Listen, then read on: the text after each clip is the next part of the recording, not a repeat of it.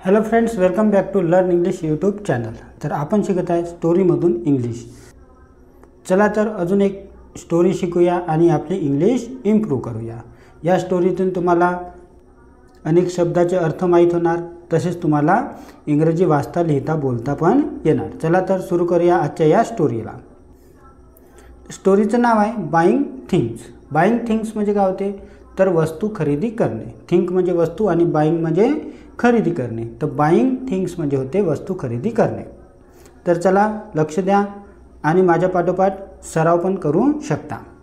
बघा, Soham and Reva are going to a shop with their parents.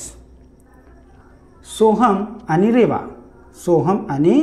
Reva आपल्या आई वडिलांसोबत दुकानात जात आहे। व्हॉट अ बिग शॉप, काय मोठं दुकान आहे।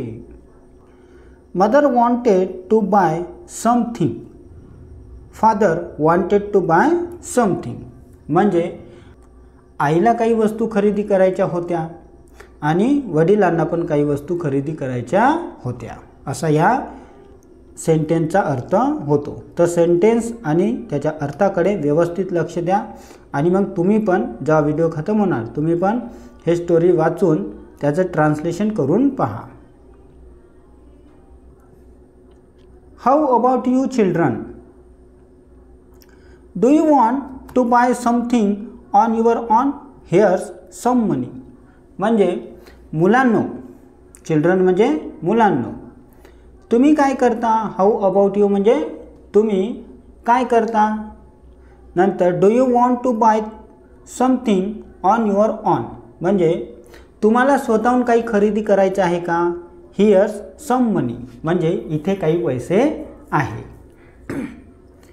You can use it to buy anything you like म्हणजे तुम्हाला जे आवडेल ते खरेदी करण्यासाठी हे पैसे वापरू शकता। म्हणजे जे इथे पैसे दिलेले आहे ते पैसे मुलं वापरू शकतात। शॉल वी बाय चॉकलेट म्हणजे आपण चॉकलेट घेऊ का, म्हणजे विकत घेऊ का। बाय म्हणजे विकत घेणे, आपण चॉकलेट घेऊ का। शॉल वी बाय क्रायॉन्स म्हणजे क्रायॉन्स म्हणजे होते रंगीत खडू, तर आपण रंगीत खडू विकत घेऊ का। Shall we buy a toy किंवा आपण टॉय विकत घ्यायचं का। टॉय म्हणजे काय होते तर खेळणी होते। प्लीज हेल्प अस मदर म्हणजे आई कृपया आम्हाला मदत कर। व्हॉट शुड वी बाय आम्ही काय खरेदी करू। तर हे बराबर तुम्ही कन्व्हर्सेशन लक्ष द्या। तुम्ही पण मार्केटमध्ये गेले तर अशा प्रकारे कन्व्हर्सेशन वापरून इंग्लिश बोलून आपली इंग्लिश इम्प्रूव्ह करायची। Well, you can buy something that will finish up quickly or you can buy something that will last long. You can buy something made by others or you can buy things and make something yourself म्हणजे when you can buy something that will finish up quickly म्हणजे होते तुम्ही अशी वस्तू घेऊ शकता जी लवकर संपून जाईल। क्विकली म्हणजे काय होते लवकर। और म्हणजे किंवा you can buy something that will last long म्हणजे अशी ही वस्तू घेऊ शकता जी जास्त काळ टिकेल। You can buy something made by others म्हणजे तुम्ही इतरांनी बनवलेली वस्तू घेऊ शकता। मेड बाय अदर्स म्हणजे इतरांनी बनवलेली। Or you can buy things and make something yourself किंवा वस्तू घेऊन तुम्ही स्वतः काहीतरी तयार करू शकता, असा या सेंटेन्सचा अर्थ होतो। पुढे बघा, That's a good idea. Let's buy things and make new thing with them.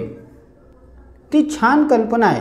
That's a good idea म्हणजे ती छान कल्पना आहे। कोणती कल्पना आहे।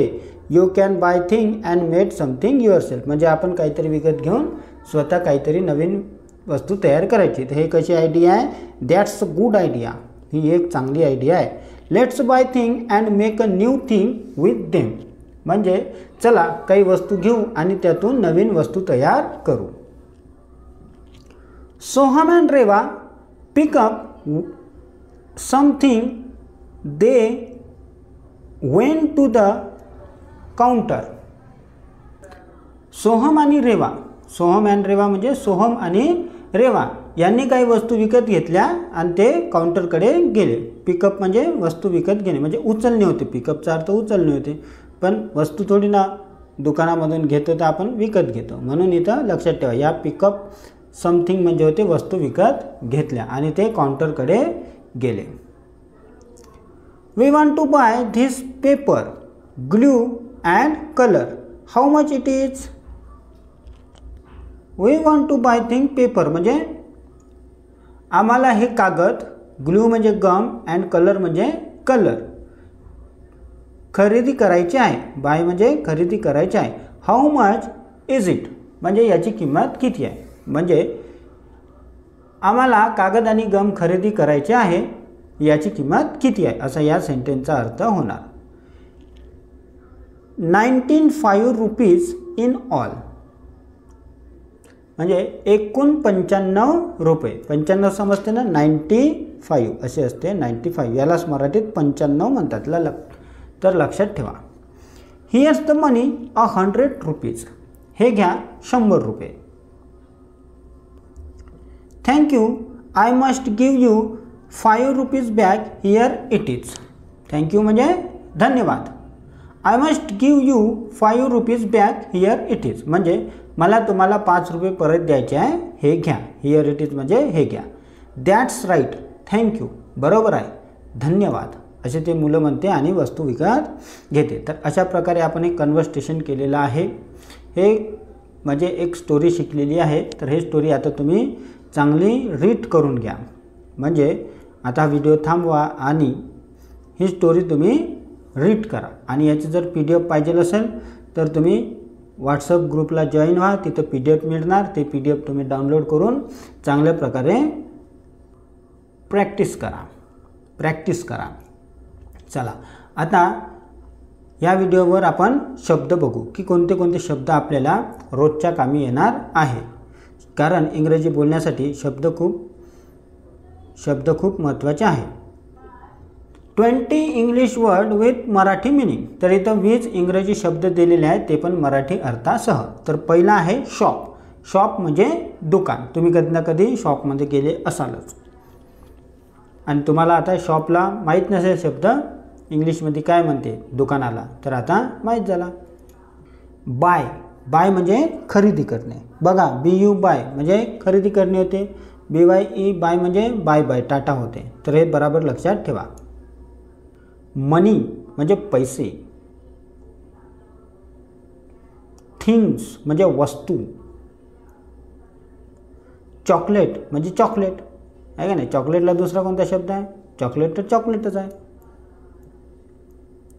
क्रायॉन्स म्हणजे रंगीत खडू. बघा, आतापर्यंत तुम्हाला माहीत नसेल तर एक शब्द माहीत झाला.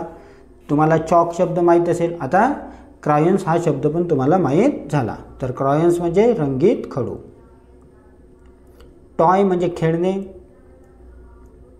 पेपर म्हणजे कागद. ग्लू म्हणजे गोंद. कलर्स म्हणजे रंग. काउंटर म्हणजे बिलिंग टेबल. फादर म्हणजे वडील. मदर म्हणजे आई. चिल्ड्रन म्हणजे मुले. फिनिश म्हणजे संपणे. लॉंग म्हणजे टिकणे. मेड म्हणजे बनवलेले. युअरसेल्फ म्हणजे स्वतः. थँक्यू म्हणजे धन्यवाद. तर तुम्ही हा व्हिडिओ पूर्ण बघितल्याबद्दल तुमचं पण थँक्यू. पण नुसतं थँक्यू म्हणून जमणार नाही, कारण हे शब्द आणि स्टोरी तुम्हाला रीड करायची आहे, शब्द पाठ करायचे आहे. आणि तुम्हाला इंग्रजी आली तरच मी थँक्यू म्हणू शकतो का तुम्हाला इंग्लिश आली म्हणून. आयडिया म्हणजे कल्पना. तर असे आपण शब्द बघितलेले आहे. आता ह्या शब्दाचा उपयोग करून आपण सेंटेन्स पण शिकूया. बघा, युजफुल सेंटेन्स म्हणजे वापरातील वाक्य. तर काय म्हणणार आपण? जसं आपल्याला दुकानात जायचं आहे तर काय म्हणणार? We are going to a shop म्हणजे आम्ही दुकानात जात आहेत. व्हॉट अ बिग शॉप म्हणजे किती मोठं दुकान आहे. आता तुम्ही मोठं दुकान पाहिलं तर असं म्हणायचं व्हॉट अ बिग शॉप. तुम्हाला म्हणायचं आहे मला चॉकलेट घ्यायचं आहे तर कसं म्हणणार I want to buy a chocolate. I want to buy chocolate. आपण खडू घेऊ का हे इंग्लिशमध्ये म्हणायचं असेल तर शॉल वी बाय क्रायॉन्स. आई आम्हाला मदत कर हे इंग्लिशमध्ये म्हणायचं असेल तर प्लीज हेल्प अस मदर. आपण काही घेऊ का हे तुम्हाला म्हणायचं असेल तर व्हॉट शुड वी बाय. ती छान कल्पना आहे. आता हेच इंग्लिशमध्ये कसं म्हणायचं दॅट्स अ गुड आयडिया.